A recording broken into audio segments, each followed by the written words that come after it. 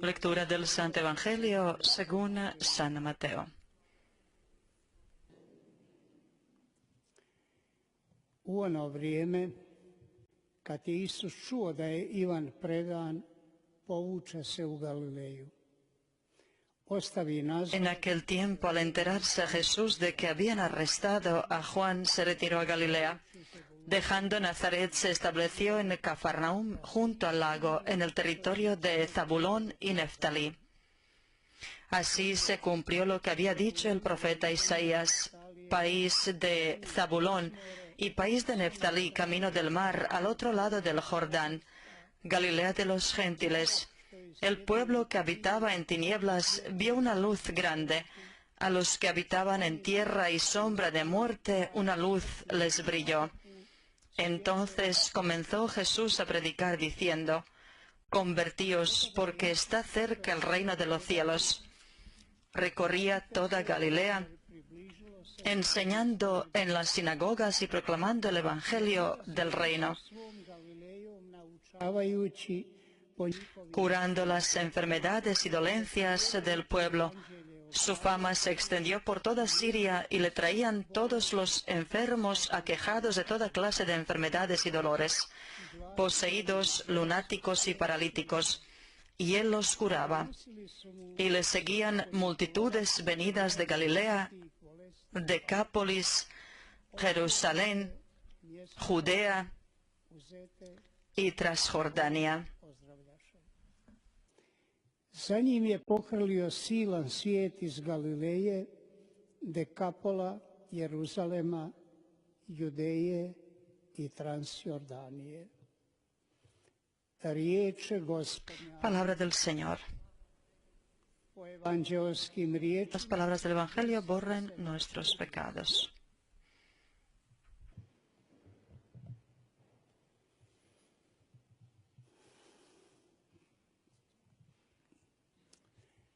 Braćo i sestre,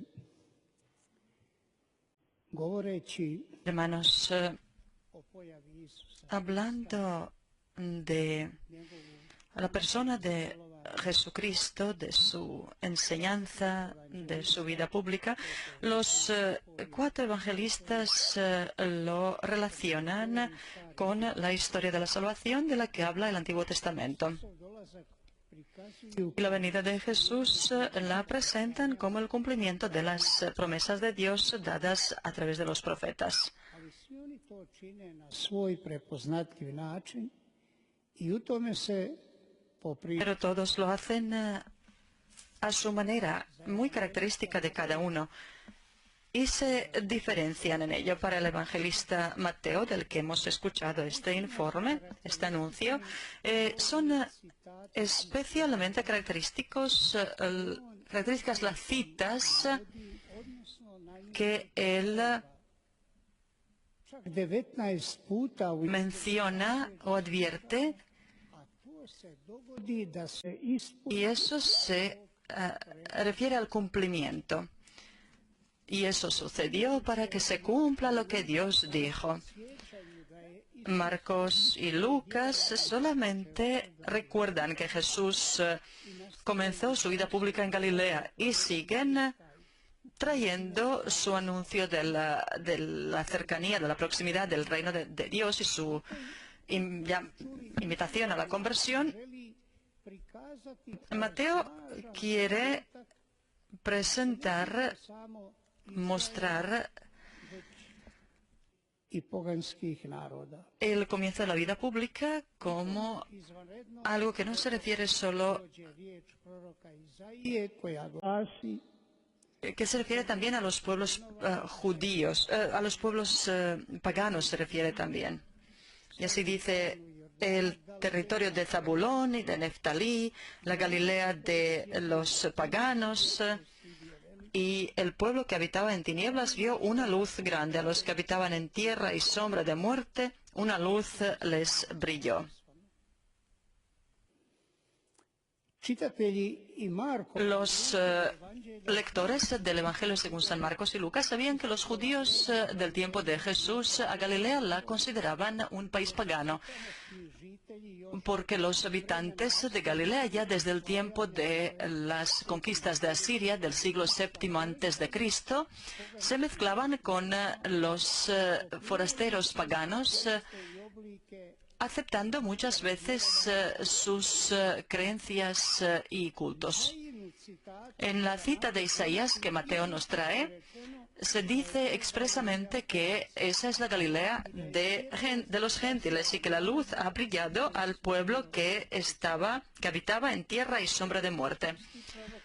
Ese mismo profeta en otro lugar anuncia al siervo de Yahvé como aquel que a los que están y habitan en las tinieblas les llevará la luz. Y ese es el motivo por qué Jesús en el Nuevo Testamento tan poderosamente está presentado como la luz que viene para iluminar a cada persona.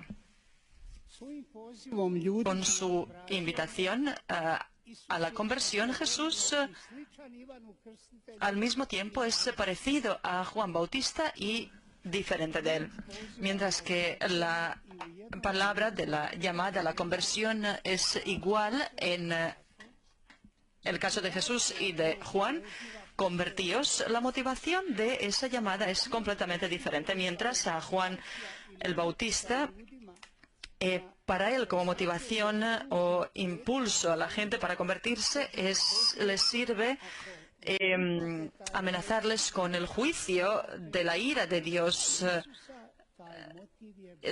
En el caso de Jesús, el motivo para convertirse es la cercanía del reino o la proximidad del reino de Dios. Si partimos del contenido del anuncio de Jesús que habla de la misericordia de Dios y su dulzura para con los pecadores, el motivo no es el miedo del juicio, sino alegría por la oportunidad regalada para salvarse. En otras palabras, la llamada de Jesús a la conversión no es otra cosa que una consecuencia lógica de su anuncio del Evangelio de la Buena Nueva sobre la salvación que Dios ofrece a cada persona. ¿Y qué significa convertirse?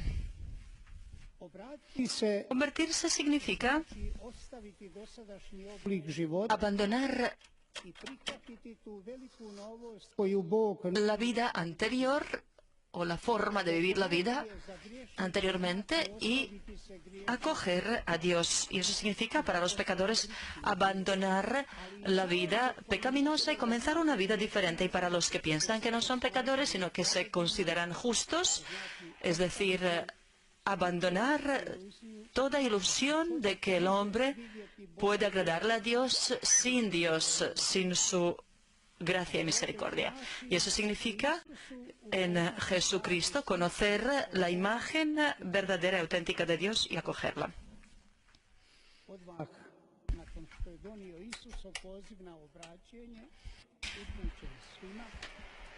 Apenas de que ha traído la llamada de Jesús dirigida a todos, Mateo trae la llamada a los dos hermanos, Pedro y Andrés. Venid conmigo y os haré los pescadores de los hombres.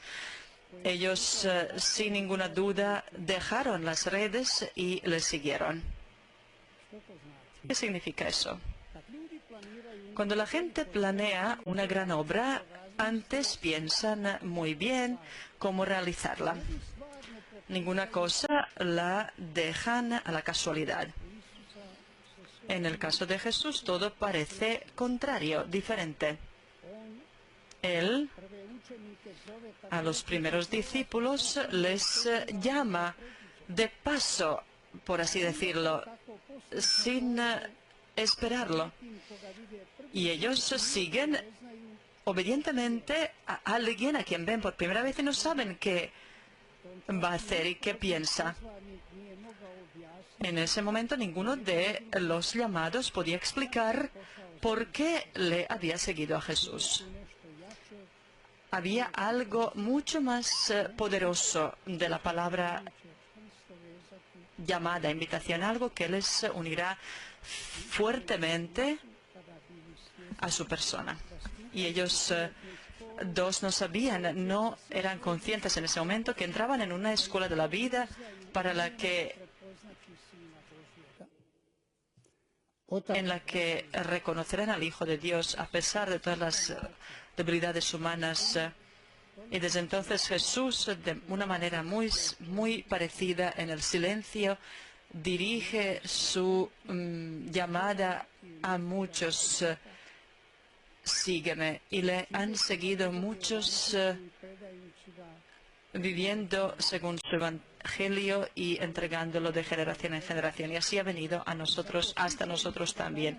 Y por eso, escuchándole hoy, nadie de nosotros puede evitar la pregunta de sobre nuestra amistad con Cristo y su llamada personal dirigida a nosotros. Dos amigos en una ocasión hablaban sobre su cristiandad y uno le hace la pregunta al otro: ¿puedes decirme en qué consiste tu cristiandad? Y este, sorprendido por la pregunta y confundido, se le ocurrió enseñarle a este amigo la Biblia que siempre leía y que en ese momento estaba teniendo en la mano. Y pensó, pero si ahí está todo sobre la cristiandad. Pero al mismo momento se acordó que él le preguntaba sobre su propia cristiandad. Y pasó por todas las obras buenas de caridad que había hecho, de las que estaba orgulloso, todas las oraciones personales, individuales, las misas a las que iba y la limosna que daba con frecuencia. Pero le parecía que eso tampoco podía ofrecerlo como una respuesta convincente, porque se dio cuenta de que eso tampoco podía ser todo. Pero dado que esa pregunta no le había dejado en paz, empezó a reflexionar al día siguiente sobre su vida. Y se dio cuenta de que él y todas las demás personas en la vida tienen papeles muy diferentes. El papel de los hijos, el papel de los hermanos, el papel del cónyuge, el papel del padre, del trabajador, del empleado, etc. Y finalmente se le impone la pregunta, y ahí, al lado de todos esos papeles, ¿dónde está el papel del cristiano? Y se va al que le hizo la pregunta, le dijo: ¿y tú puedes decirme dónde en la comida está la sal, o en el pan la levadura, o dónde está el amor de tu esposa por ti en tu vida? Pues en toda mi vida, nuestra vida en conjunto, le respondió este. Y los dos se callaron después de eso y se dieron cuenta de lo que quería decir Jesús cuando decía que son la sal de la tierra y la luz del mundo, y que son levadura que necesita el pan. Y ese es el papel de todos los que Jesús ha llamado, a los que ha dirigido la llamada: convertíos y seguidme. Ese es el papel de todos aquellos que Él llama siempre de nuevo, cada día, que vivan el Evangelio y que se lo transmitan a los demás, animándoles a la conversión también. Hermanos, ¿cómo estás? ¿Cómo vas tú? ¿Cómo voy yo con la respuesta a la llamada de Jesús? ¿Qué tal seriamente tomo el papel, irresponsablemente tomo el papel que me ha sido dado. ¿Acaso el papel del cristiano se puede reconocer en nuestra vida? ¿El papel del discípulo de Jesús? ¿Y los demás acaso pueden darse cuenta de que realmente trato de vivir según el Evangelio? Amén.